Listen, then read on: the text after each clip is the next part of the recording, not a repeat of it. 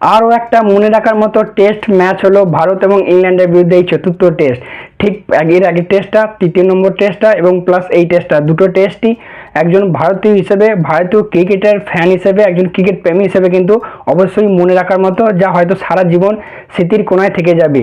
আজকের এই ম্যাচটা যেখানে ভারতের জেতার 0% চান্স ছিল, 0%, সেখান থেকে ভারত যে পজিশনে ম্যাচটা নিয়ে এলো, জেতার তো বলবো না, ড্র করারও বলবো, তো সেই জায়গা থেকে এসে ভারত যে ম্যাচটা ড্র করলো, সত্যি যে চারজন আজকে এই মানে এই টেস্টটা থেকে আমাদেরকে বাঁচিয়েছে, সেই চারজনকেই পুরো স্যালুট। এবং যে চারজন কন্ট্রিবিউট করেছে, সেটা রাহুল বলো, গিল বলো, তারপরে ওয়াশিংটন সুন্দর বলো, জাদেজা বলো, চারজনই আমি বলবো সমান, কি বলবো, মানে সম্মান পাওয়ার বা সমান ভ্যালু পাওয়ার যোগ্য রাখে।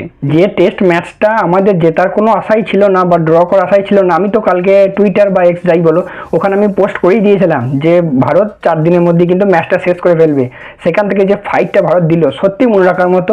এবং একটা ঐতিহাসিক টেস্ট ম্যাচ ছিল, যেখানে প্রথমে 2 উইকেট পড়ে যাওয়ার পরেও ভারত যে 425 রান করেছে 4 উইকেট হারিয়ে, সত্যি পুরো স্যালুট।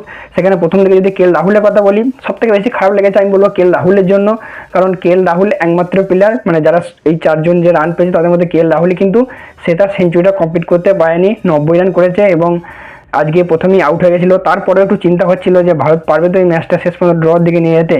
তারপর captain Gill leading from the মানে ফ্রন্ট, পুরো ক্যাপ্টেন্সি নক খেলেছে। হ্যাঁ, হয়তো আরেকটু থাকা দরকার ছিল বা থাকতে পারতো, সে যেটা আউট হলো সেটা তোমার আউটও ছিল না, আউটের বল ছিল না, মানে অফ স্ট্যাম্পের বাইরে বল ছিল, ঠেকা থেকে আউট হয়ে গেল। যাই হোক, ক্যাপ্টেন তার ক্যাপ্টেন্সি ইনিংসটা খেলে দিয়ে গেছে, 103 রান করেছে 238 বলে। এবং তাই আজকে গিল বেশ কিছু রেকর্ডও করে এই সিরিজে। সে মানে তার এখনো পর্যন্ত মানে এই সিরিজে 100+ এভারেজ, যেটা কিন্তু একটা বিরাট ব্যাপার। 100 এভারেজ রয়েছে ক্যাপ্টেন গিলের। এবং গিল হলো প্রথম ভারতীয় ব্যাটসম্যান যে ইংল্যান্ডের, মানে প্রথম বলবো না, ইংল্যান্ডের কাছে, মানে ইংল্যান্ডের মাটিতে ইংল্যান্ডের বিরুদ্ধে একটা সিরিজে সব থেকে হাইয়েস্ট রান করলো কিন্তু গিল ভারতীয় হিসাবে। এছাড়াও আরও বেশ কিছু রেকর্ড করেছে, যদি আমি সেগুলো পাই তো অবশ্যই সেগুলো এখানে লাগিয়ে দেবো, তোমরা দেখে নিও। এবং গিলের সঙ্গে যতক্ষণ মানে গিল যতক্ষণ ছিল, ওয়াশিংটন সুন্দর তার সঙ্গে একটা ভালো পার্টনারশিপ করেছে, হয়তো খুব একটা বড় পার্টনারশিপ করতে পারেনি। এবং তারপরে আসে স্যার জাদেজা, ভারতীয় টিমে বর্তমানে সব থেকে বেশি বয়স্ক বা এক্সপিরিয়েন্সড প্লেয়ার, এবং তাকে কেন স্যার জাদেজা বলা হয় সে আগে কিন্তু প্রমাণ করে দিল। আজকে নয়, এই গোটা সিরিজ জুড়ে প্রমাণ করছে।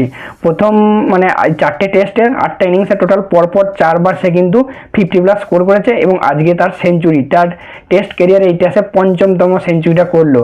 এবং আমি বলবো আলটিমেটলি আজকে জয়টা কিন্তু ভারতেরই হয়েছে, কারণ শেষে জাদেজা এবং ওয়াশিংটন সুন্দর যে ইনিংসটা খেলছিল, ইংল্যান্ডের প্লেয়াররা ভারতকে বাধ্য করছে যে হ্যান্ডশেক করে নেওয়ার জন্য আর কি, ম্যাচটা ড্র করে নেওয়ার জন্য।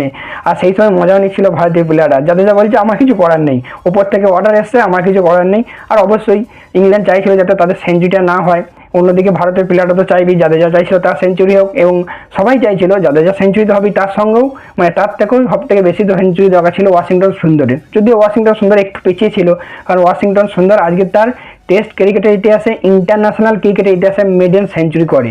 তো সেই সুযোগ যখন এসছে কেউই চাইবে না মানে হাতছাড়া করতে। আর ইংল্যান্ড এখানে একটা টোপ দিয়েছিল, বাট জাদেজা খুব সুন্দর রিপ্লাই দিয়েছে। হ্যারি ব্রুক তো হাত মেলাতে চলে এলো যখন জাদেজা 6 মিনিট সেঞ্চুরিটা করলো, কিন্তু জাদেজা কোনো পাত্তাই দিল না। জাদেজা তার সেলিব্রেশনই কিন্তু সে ব্যস্ত ছিল। এবং সত্যি কথা বলছি, ইংল্যান্ডের প্লেয়ারদেরকে শেষে দেখে মনে হচ্ছিল যে মানে তারা যেন, তাদেরকে দেখে করুণা হচ্ছিল, মনে যেন মানে কেউ ভাবেনি যে ম্যাচটা ড্রপ। ইংল্যান্ড ভেবেছিল শিওর তারা ম্যাচটা জিতে যাবে, আর একজন ভারতীয় ফ্যান হিসেবে আমরাও ভেবেছিলাম যে হয়তো ইংল্যান্ডে এই ম্যাচটা জিতে যাবে। কিন্তু তারপরে এই যে ফাইটটা হলো এবং শেষ পর্যন্ত ওয়াশিংটন সুন্দর এর সেঞ্চুরিটা হলো। ইংল্যান্ডের প্লেয়াররা যখন, মানে ভারতীয় প্লেয়াররা যখন মানে হ্যান্ডশেক করলো না, তখন ইংল্যান্ড ইচ্ছাকৃতভাবে বেশি করে রান দিতে লাগলো। তোমার হ্যারি ব্রুককে বল নিয়ে এলো, জরুট আজেবাজে বল করতে লাগলো যাতে তাড়াতাড়ি হয়। জাদেজা সেটা ফায়দা উঠালো, সে 6-4 পরপর মেরিয়ে গেল। কিন্তু ওয়াশিংটন সুন্দর একদম দারুণ ইনিংস, সুন্দরের অতি সুন্দর ইনিংস।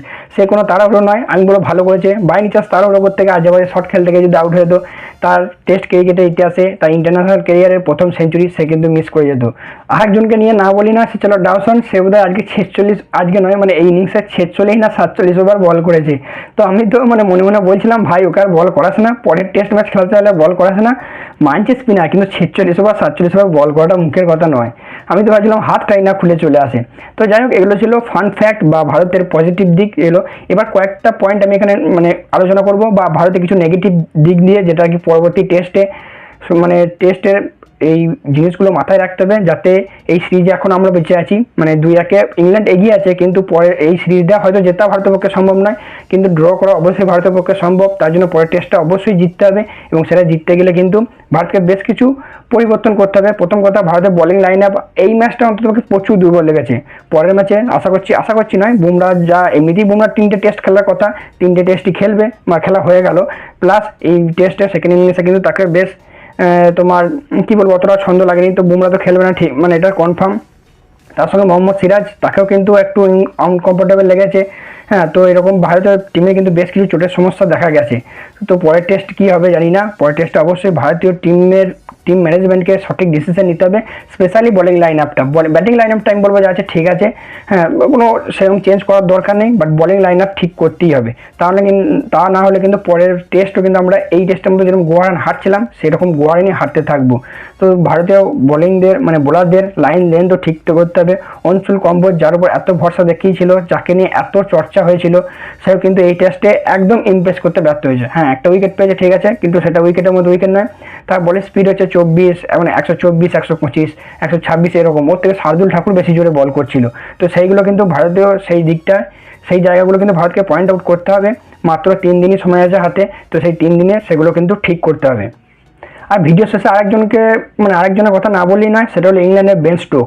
এই ম্যাচটা আমার যেন মনে হচ্ছিল আমরা ইংল্যান্ডের 11 জনের বিরুদ্ধে খেলিনি, ইংল্যান্ডের 1 বা 2 জনের বিরুদ্ধে খেলছি। 1 জন বলবো না, 1.5 জন বা 2 জন, যাই হোক। এক তো বেন স্টোক বটেই, তার সঙ্গে জো রুট।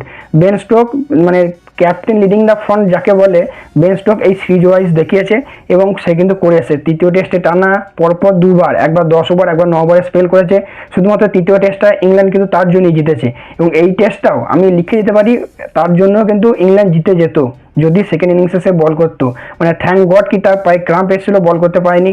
2-4 ওভারই বল করেছে, এবং আজকে যখন আরেকবার শেষের দিকে বল করতে এলো, মানে শেষের দিকে নয় মাঝের দিকে, তখন একবারে 15 রান নিল জাদেজা এবং ওয়াশিংটন সুন্দর মিলে।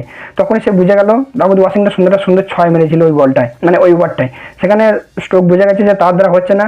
তো আজকে স্টোক যখন প্রথম বল করতে এসেছিল, তখন রাহুলের উইকেট নিয়েছিল। আমি বললাম বোধহয় দেখ এই ম্যাচটা বোধহয় ওই শেষ করে দিল এই ইনিংসটা, প্রথম ইনিংসের মতো। বাট থ্যাংক গড কি যে তার যে সেই ক্রাম্পটা ভালো ছিল বা চোটটা ভালো ছিল, সে বল করতে পারেনি। তবে আমার মতে বলে সে যদি বল করতে পারতো, হয়তো এই টেস্ট ম্যাচটাও আমাদের হাত থেকে বেরিয়ে যেত।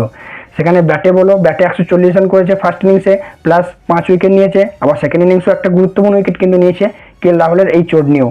এবং ওই যেটা বললাম, বল করলে কিন্তু এই টেস্টটা আমাদের হাত থেকে বেরিয়ে যেত। তো যাই হোক, যা মঙ্গলের জন্যই হয়। আরেকটা ব্যাপার বলতে ভুলে গেছিলাম, জাদেজা সেঞ্চুরি করেছে ঠিক আছে, কিন্তু জাদেজার প্রথম বলেই ক্যাচ মিস হয়েছে। যদিও এটা কিন্তু খেলারই অংশ, কারণ প্রথম টেস্টে আমরা অনেক ক্যাচ মিস করেছি, যার মেন কারণেই যেটাই কিন্তু মেন কারণ ছিল প্রথম টেস্ট হারার। তো এটা একটা খেলার অংশ। যাই হোক, একটাই সুযোগ হয়তো জাদেজা দিয়েছিল, সেরকম জাদেজা সুন্দর কিন্তু সেরকম খুব একটা সুযোগ দেয়নি। প্রথম বলেই সুযোগ দিয়েছিল, জো রুট কিন্তু ক্যাচ মিস করেছে, যদিও ক্যাচটা এমন কিছু টাফ ছিল না, ধরা যেত। তো যাই হোক, এটা তো একটা খেলারই অংশ। তো এই টেস্ট ম্যাচটা তোমাদের কেমন লাগলো বলবে। আমি তো বলবো তৃতীয় টেস্ট এবং চতুর্থ টেস্ট, দুটো টেস্টই কিন্তু এই জায়গায় রেখে দেওয়ার মতো বা মনে রাখার মতো সারা জীবন। তো চলো, দেখা হচ্ছে পরবর্তী ভিডিওতে।